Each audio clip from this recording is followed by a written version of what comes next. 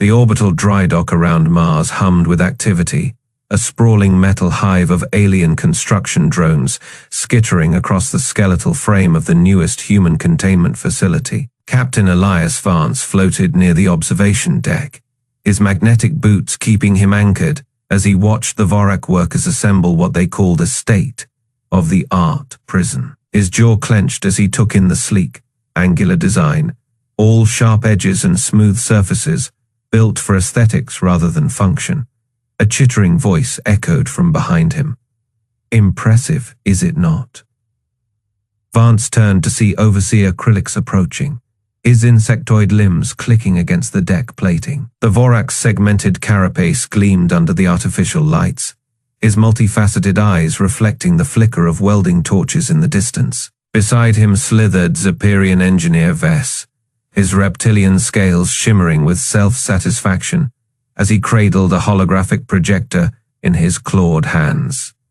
Designed to be inescapable, Krillix continued, mandibles twitching in what passed for a grin among his kind. No weak points, no blind spots, a perfect containment solution for your volatile species. Vance crossed his arms. You ever actually met a human prisoner, Overseer?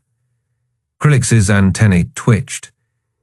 We have studied your behavioral patterns extensively. This facility accounts for all known human escape methods. Vess activated the hologram, the blueprints of the prison spinning between them.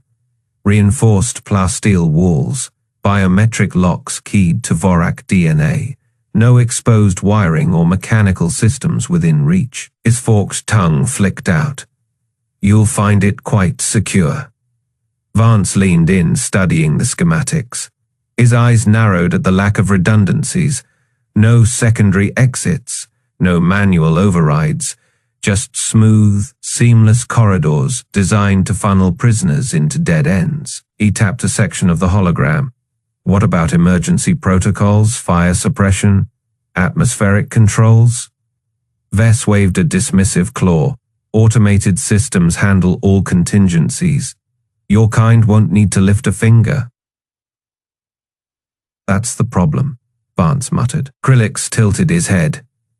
Explain, Vance exhaled, rubbing the scar along his jaw. You built this like a vault. Like humans are just objects to be stored, but we're not. We're problem solvers. You give us a system, well, find a way to break it. Vess let out a hissing laugh. Your arrogance is amusing. These designs have contained species far stronger, far more cunning than yours. Yeah? Vance smirked. How many of those species invented locks? The two aliens exchanged glances. Krillix's mandibles tightened. The contract is signed. Captain, the Federation has approved the designs. Your role is merely to oversee the transfer of prisoners when construction is complete. Vance nodded slowly, his gaze drifting back to the skeletal prison taking shape outside the viewport. Just one question. Ask, what happens when your perfect system fails? Krillix's antennae stiffened. It won't. Vance turned away, heading for the airlock. Famous last words. Behind him, the Vorak overseer watched him go, the hum of construction drones filling the silence. Vess flicked off the hologram, his slit pupils narrowing. They always resist at first, but they learn. Krillix didn't answer. Somewhere in the void beyond the dry dock, Mars glowed red, a silent witness to the mistake being welded into existence. The holographic blueprint flickered in the dim briefing room, casting eerie blue light across the faces of Dr. Lisa Hayes and Zepyrian engineer Vess. The prison design rotated slowly above the table, its sleek angles and smooth surfaces, looking more like an art installation than a containment facility. Lisa tapped a control, and the projection zoomed in on a narrow ventilation shaft. You realize humans can't fit through this, right? She said, tracing the outline with her finger. Our shoulders are nearly twice as wide as this opening. Vess hissed through his reptilian teeth, his forked tongue flicking out in annoyance. Your species is too bulky. The specifications meet Galactic Penitentiary Standard Phi B. Lisa crossed her arms. Standard FAB was written for species with collapsible rib cages. If there is a fire, my people will suffocate before they can reach safety. The Zeperian's scales rippled with irritation as he swiped through the schematics. Then they should not start fires. Problem solved. Lisa's jaw tightened. She zoomed in on another section, and these doors, they open outward. Of course, more secure that way. Prevents inmates from forcing them open. Prevents them from escaping. Sure, Lisa said. But what about during an emergency evacuation, when 200 panicked humans try to push through a door that only opens the wrong way? She leaned forward. You're creating crush points. People will die. Bess waved a clawed hand dismissively. Your kind is so fragile. The Vorak never have these problems. That is because Vorak exoskeletons can withstand 10 times the pressure of human bones. Lisa pulled up another display. And look at these cell locks, single-point failure design. No redundancy. The engineer's tail twitched. Our magnetic seals are perfect. No prisoner has ever jammed one. Lisa interrupted. She reached into her pocket and tossed a small metal object onto the table. It was a crude shiv fashioned from a food tray. Give me 5 minutes with one of your perfect locks, and I'll show you 5 ways to defeat it. Vess stared at the improvised tool, his slit pupils narrowing. Contraband is human ingenuity. Lisa finished. She tapped the schematics again, highlighting the shower area. And this is just asking for trouble, no partitions? You're putting 50 humans together in an open washroom? The Zeperian blinked slowly. Privacy is inefficient. Group cleaning saves time and resources. Lisa's laugh was sharp. You've never seen a prison riot, have you? She shook her head. Let me guess, your species doesn't have concepts like personal space or territorial aggression.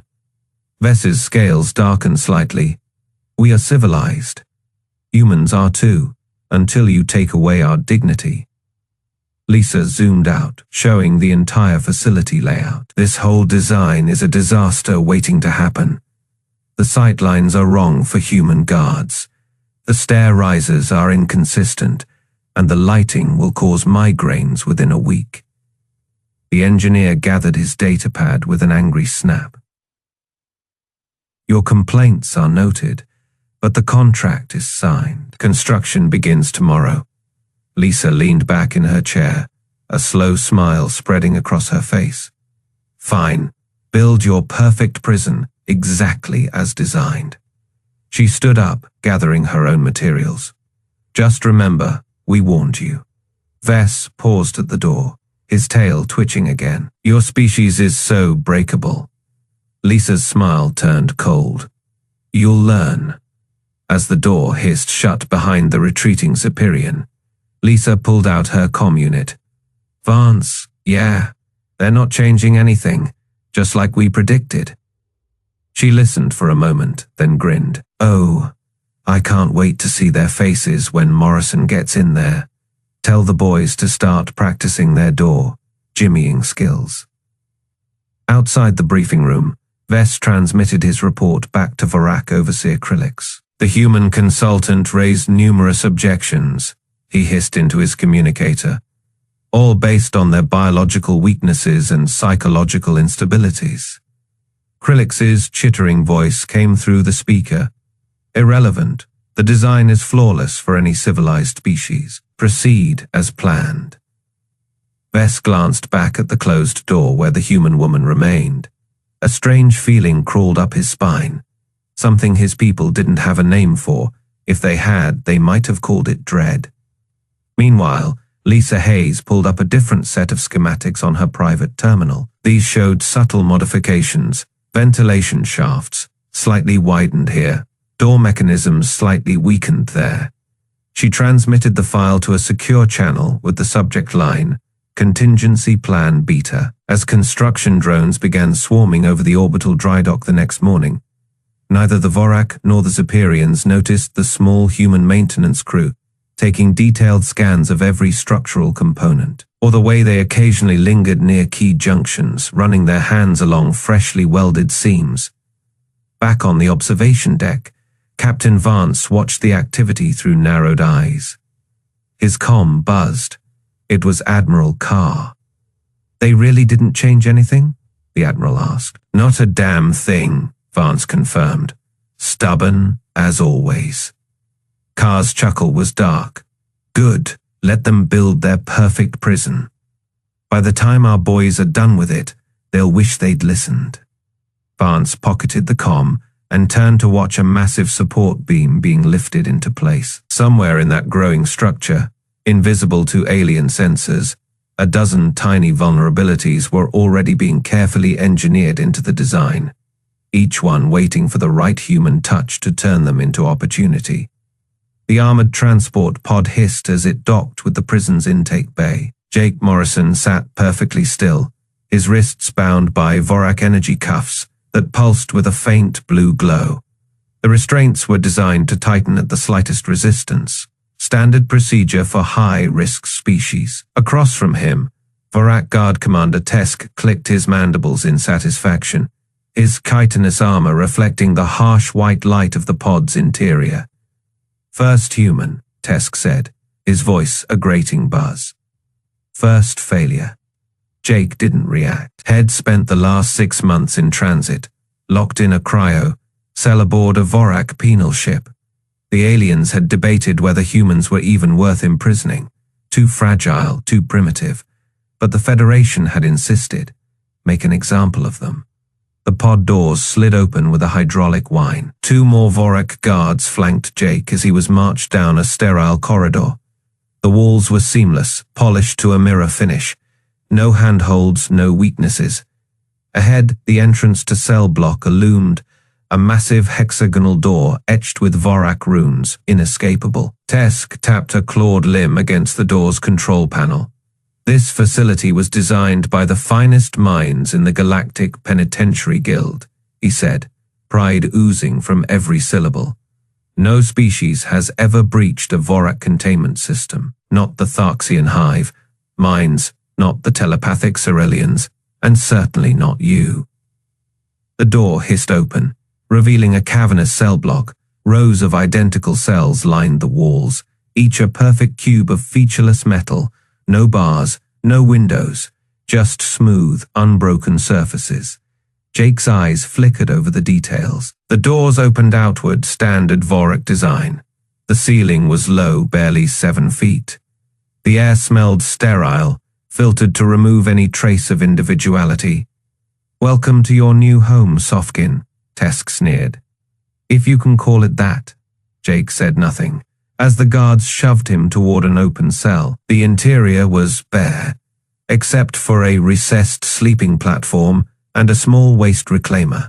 No chair, no table, nothing that could be repurposed. Tesk leaned in, his compound eyes glinting. "You'll find no weaknesses here, no flaws to exploit. This is perfection." Jake finally spoke, his voice calm. "You people always make the same mistake." Tesk's antennae twitched. "And what mistake is that?" Jake smiled, "Assuming well play by your rules." The energy cuffs around his wrists suddenly sparked, then went dark. Tesk barely had time to register the malfunction before Jake twisted, driving his elbow into the nearest guard's thorax. The Vorak's exoskeleton cracked audibly, and the alien crumpled with a shriek. The second guard lunged, his serrated forelimbs slashing toward Jake's throat. Jake ducked, letting the momentum carry the alien past him, then grabbed one of the guard's limbs and pulled. The joint popped with a sickening crunch. Tesk backpedaled, his claws fumbling for the shock staff at his belt. Impossible, those cuffs were designed for species that don't know how to short-circuit them. Jake finished. He reached into his boot and pulled out a thin sliver of metal, a shiv fashioned from the heel of his cryo. "Cell restraints. You should have checked my shoes." Tesk snarled and activated his comm. Security breach in cell block A, all units. Jake was already moving. He drove the shiv into the door's locking mechanism, jamming it just as Tesk tried to slam it shut. The Vorak heaved against the door, but Jake braced his shoulder against it and pushed. The alien's strength was formidable, but Jake had leverage, and the door opened outward. With a grunt, Jake forced the door wide enough to slip through, then yanked it shut behind him. The locking mechanism, already damaged, engaged with a weak click. Tesk roared from inside, pounding against the door. Jake didn't wait. He sprinted down the corridor, his mind already mapping the prison's layout. The Vorak had built this place to be a fortress, but every fortress had weak points, and Jake Morrison had spent his entire career finding them. Alarms blared as red emergency lights bathed the hallway. Distant shouts echoed, Vorak guards mobilizing. Jake skidded to a stop at a junction, spotting a ventilation grate overhead. The openings were narrow, barely wide enough for a human child. For a Vorak, it would be impassable. For Jake, he jumped, catching the edge of the grate and wrenching it free. The metal groaned, then gave way. Jake hauled himself up, vanishing into the duct, just as a squad of guards rounded the corner below. Tesk's voice crackled over the comms system. "Find him. I want that human found." Jake crawled forward, the duct trembling with the vibrations of pursuit. He didn't know where this would lead. Didn't care. The Vorak had built a prison. Head just turned it into a playground. Jake Morrison ran his fingers along the smooth surface of his cell wall. No seams, no visible bolts, just seamless alien alloy that supposedly made escape impossible. He smirked. The Vorak had never dealt with human ingenuity before. The locking mechanism hummed as the door sealed behind him.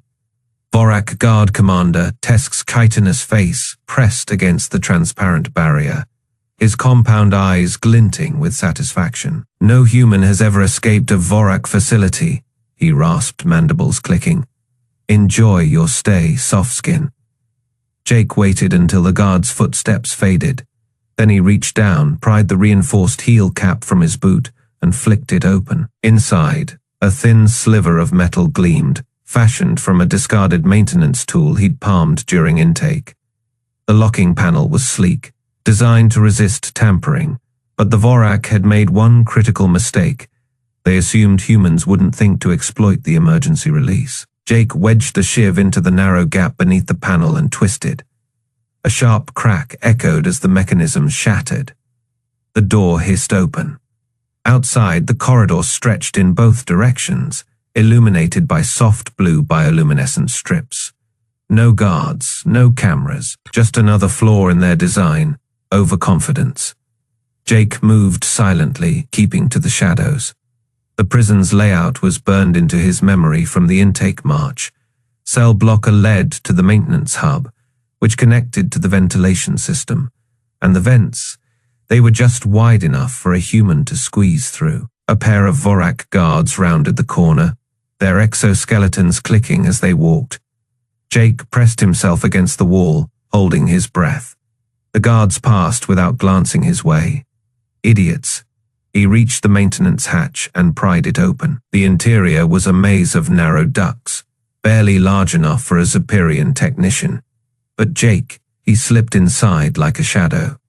The vents led upward, toward the central control nexus, the prison's beating heart. Below, alarms began to blare. Krillix watched the security feeds in mounting horror. Humans weren't supposed to move like this. They weren't supposed to think like this. Cell Block A was in chaos. Inmates had overpowered the guards, using the prison's own design against them. The outward opening doors, perfect for barricades. The narrow corridors, choke points for ambushes, the lack of manual overrides. A death sentence for the Vorak trapped inside. One feed showed a group of humans dismantling a security drone, repurposing its parts into crude weapons. Another showed a burly inmate wedging a door shut with a broken chair, something the Vorak hadn't considered because their species didn't use chairs. And then there was Jake Morrison, The human moved like a ghost through the vents, emerging in the most unexpected places. He disabled cameras, sabotaged comms. Krillix's claws twitched as he watched Jake slip into the guard station near Block C. The Vorak on duty never saw him coming. Jake wiped the blood from his knuckles and stepped over the unconscious guard. The control panel flickered under his fingers as he accessed the prison's mainframe. Too easy, the aliens had built a fortress, but they'd forgotten one thing. Humans didn't follow rules. They broke them. He tapped the comms system, his voice echoing through every corridor, every cell, every inch of the prison. "Attention, alien contractors," Jake said, grinning. "You built a cage, we built a home." The response was immediate. Inmates cheered, guards panicked, and somewhere deep in the control center, Krillix realized his mistake too late. This wasn't a prison break. It was a takeover. The control room doors hissed shut behind Captain Vance as he slapped the manual override. Red emergency lights pulsed through the compartment, casting jagged shadows across the alien consoles. Zephyrian engineer Vess scrambled backward, his scaled hands fumbling at a sidearm never meant to be drawn. "You're insane," Vess hissed, his forked tongue flicking between needle-sharp teeth. "Flooding Sector D with Fey oxygen will kill every Vorak guard in that wing." Vance didn't look up from the environmental controls. His calloused fingers danced across the alien interface with practiced ease. 3 months studying Vorak schematics had taught him which symbols to ignore. "Funny thing about your perfect prison," he muttered. "Life support runs through every cell block like a circulatory system." A heavy thud shook the door as something massive slammed against it from the hallway. Dr. Lisa Hayes jammed a chair under the door handle, her ponytail swinging as she turned. "They'll burn through that in 6 minutes," she said, voice steady. Jake's team just secured the armory, but a chorus of chittering screams echoed through the ventilation shafts. The sound of Vorak warriors suffocating in air too rich for their respiratory systems. Vance finally looked up, meeting Vess's widening reptilian eyes. "You designed this place to be airtight. No leaks, no fail-safes." He tapped the final command sequence. "Congratulations, you built the galaxy's largest gas chamber." The control panel flashed crimson as oxygen levels spiked in the eastern wing. Somewhere beyond the reinforced walls, heavy exoskeletons clattered to the floor. Vess's claws scraped against the smooth metal wall as he slid down it. This violates 17 galactic conventions on prisoner treatment." Lisa finished for him, pulling a medical scanner from her belt. She tossed it at the trembling engineer. Read the fine print, scales. "We're not prisoners anymore. We're the new management." Alarms warbled through the ship, wide comms, then cut off abruptly. A new voice crackled through. Jake Morrison, breathing hard, like he'd been running. "Control room, this is Block C. We've got the bridge. Their security codes work real nice once you delete the non-human biometrics." Vance grinned, wiping grease from his hands onto his prison jumpsuit. "Copy that, Morrison. Prep the main engines." Vess made a strangled noise in his throat.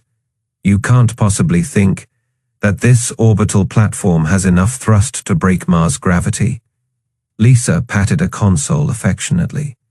"Oh, we know. Your boys installed class Fey fusion boosters to compensate for all that inescapable armor plating." She leaned down, nose nearly touching Vess's snout. "Tell me, engineer, did your precious guild ever wonder why humans always request triple the recommended thruster capacity?" The door shuddered again, the metal warping inward around the edges. Vance checked the readouts. Oxygen levels in the corridor beyond had just hit Fey. The pounding stopped abruptly, replaced by the wet sound of chitin cracking under atmospheric pressure. Clocks ticking, Vess. Vance hauled the trembling Zephyrian to his feet. "You've got 2 choices. Help us recalibrate the navigation system for something with, let's call it, aggressive maneuvering. or join your Vorak friends in the hallway. He jerked a thumb toward the door, where a thick green fluid had begun seeping under the frame. Vess's nostrils flared as he inhaled the toxic air leaking into the room. His clawed hands hovered over the navigation console. "This is piracy," he whispered. Lisa laughed, pulling up a star chart. "No, this is a hostile takeover, and honey." She tapped the screen where the prison silhouette now pulsed under human control codes. "We just bought ourselves a battleship." Deep in the bowels of the station, the fusion reactors roared to life. Somewhere beyond the prison walls, the first human warship built from alien arrogance began to move. The holographic projection flickered to life across 1,000 star systems. The shimmering form of Federation news anchor Zelthrix materializing in living rooms, command centers, and public squares. Her tentacles rippled with distress, the bioluminescent patterns along her mantle flashing an unnatural crimson, the universal sign of breaking news. "Citizens of the Galactic Federation," she began, her voice strained. "We interrupt regular programming with an unprecedented development. The newly constructed Vorak Superior Maximum security facility, designed to contain the most dangerous human prisoners, has been repurposed." The feed cut to a live shot of the prison, now orbiting Mars. But it wasn't a prison anymore. Human flags, bold red, white, and blue, had been welded over the alien sigils.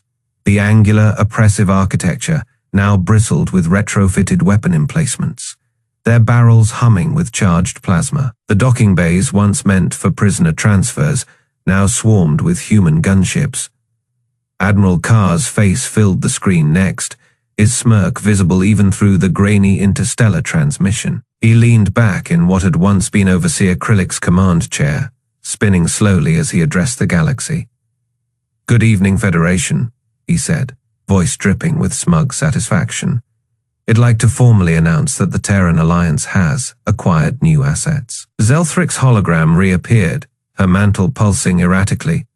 "Admiral, the Federation Council demands an explanation. This facility was constructed under contract, and we've reviewed that contract," Carr interrupted, holding up a datapad. "Page Fay, subsection Fay C, in the event of structural compromise or systemic failure, ownership reverts to the occupying party." He tossed the pad aside. "Turns out, letting humans live in your inescapable prison counts as systemic failure." The feed switched again, this time to the Federation Council chambers. The Octavian representative's tentacles lashed in agitation. "This is piracy," Carr's grin widened. "No, piracy implies we stole it." He gestured to the transformed station behind him. "We improved it. You wanted a human prison. Congratulations. You built us a warship." A new voice crackled over the comms. Captain Vance. His face streaked with grease, standing in what had once been cell block. "Funny thing about your perfect design," he said, patting the wall beside him. "All those smooth surfaces, no sharp edges, makes for great structural integrity when we bolt on railgun batteries." The Zeperian engineer Vess suddenly appeared on screen, shoved into frame by a grinning human technician. His scales were dull with stress, his frills flattened. They used the ventilation system as a weapons conduit," he hissed. "The oxygen scrubbers are now plasma accelerators." Carr nodded. "Humans have a saying, when life gives you lemons, you turn them into grenades." Vance finished, hefting what looked suspiciously like a repurposed alien fire extinguisher. The broadcast cut to a wide shot of the station again, now flanked by Terran destroyers. Their engines flared as they assumed defensive positions. Zelthrix's voice trembled. "Admiral, the Federation cannot allow this act of aggression." "Neither can we," Carr said, his tone shifting to something colder. "Which is why, effective immediately, this sector is under Terran protection. Any Federation vessel approaching within Fei kilometers will be considered hostile." He leaned forward. "And given that this station now has enough firepower to glass a planet, ID suggest you read the fine print very carefully. The screen went black for a heartbeat before switching to a slow pan across the stations. New armaments, human and alien tech fused together in terrifying harmony. Railguns hummed beside repurposed Vorek plasma casters. The Zephyrian energy shields now pulsed with Terran modulation, making them impervious to standard Federation jamming frequencies. Then the coup de grace face, the station's main comm array flared to life, broadcasting on every frequency. A single phrase repeating in every known language, human engineering standards now in effect. Back in the command center, Admiral Carr turned to a pale-faced Federation liaison. "Tell your bosses this?" "Well," returned the station, "when they admit they should have hired human architects in the first place." The liaison's mandibles clicked uselessly. Carr smiled. "Thought so." The reinforced door hissed open, revealing a cell unlike any in the Vorak design manual. Rounded corners, no sharp edges. A bed bolted to the floor with recessed fasteners. Krillix's compound eyes darted across every centimeter of his new accommodations, his antennae twitching in disbelief. Jake Morrison leaned against the bars, a half-eaten protein bar in one hand. "Cozy, isn't it?" Krillix's mandibles clicked furiously. "This is an outrage. The Federation will..." "Already filed a protest," Jake interrupted, tossing a datapad through the bars. It clattered at Krillix's feet. Page Fay subsection D. Facility ownership transfers to the occupying party in the event of structural compromise. He took another bite. "You guys really need better lawyers." The Vorak overseer snatched up the pad, his claws trembling as he scrolled. The words blurred, not from defective optics, but from the dawning horror of realization. Every clause, every loophole, every oversight laid bare. Outside, the hum of retrofitted engines vibrated through the deck plates. What had once been prison complex Delta, Fay now thrummed with human upgrades, reinforced bulkheads, jury, rigged plasma conduits, and a warp core stripped from a decommissioned Federation cruiser. "You planned this," Krillix hissed. Jake shrugged. "We adapted. Big difference." He tapped the bar controls with his boot. A holographic display flickered to life, showing the prison. Turned warship cruising past Mars, its hull now painted with the jagged black and red stripes of the Terran reclamation fleet. A comm crackled overhead. "Morrison, stop gloating and get to the bridge," Vance's voice growled.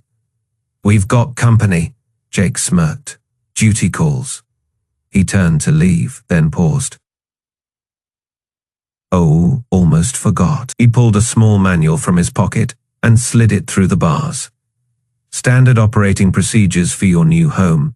Pay special attention to Chapter 3, How Not to Die in a Human-Designed Environment."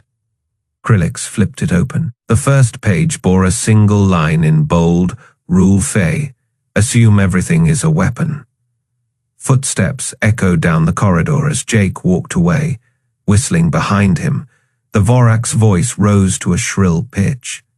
"You can't just keep a Federation penal facility." Jake didn't bother turning around. "Watch us." On the bridge, Admiral Carr stood before the main view screen, arms crossed. A dozen alien warships shimmered into existence off their starboard bow, Federation colors. "Weapons hot, shields?" Carr asked. Vance grinned. "Triple, reinforced. They'd need a planet. Cracker to scratch us now." The comms officer looked up. "Incoming transmission. It is the Federation Council." Carr adjusted his collar, put them through. The screen flickered, revealing the squid, like visage of High Chancellor Vrox. His tentacles writhed in agitation. "Admiral Carr, you are in violation of 17 interstellar treaties." Carr leaned forward. "Funny thing about treaties, Chancellor. They only work if both sides follow them." He tapped a command into his console. "Exhibit A, your contractors violated Article 9 of the Sol System Accord by constructing a military-grade facility in sovereign human space without oversight. Vrox's pupils dilated. That was a prison. And now it is a Terran defense platform. Carr smiled. We're calling it the Iron Lesson. Silence then, from the back of the bridge, someone snorted. The tension shattered as half the crew burst into laughter. Vrox's image flickered, his voice dropping to a venomous whisper. This isn't over. The screen went dark. In the cell block, Krillix finally reached the last page of the manual. There, scrawled in handwritten ink, was a postscript. EP's next time, hire human engineers. The datapad slipped from his claws as the ship's engines roared to life, carrying him, and the future of human, alien relations, into uncharted space.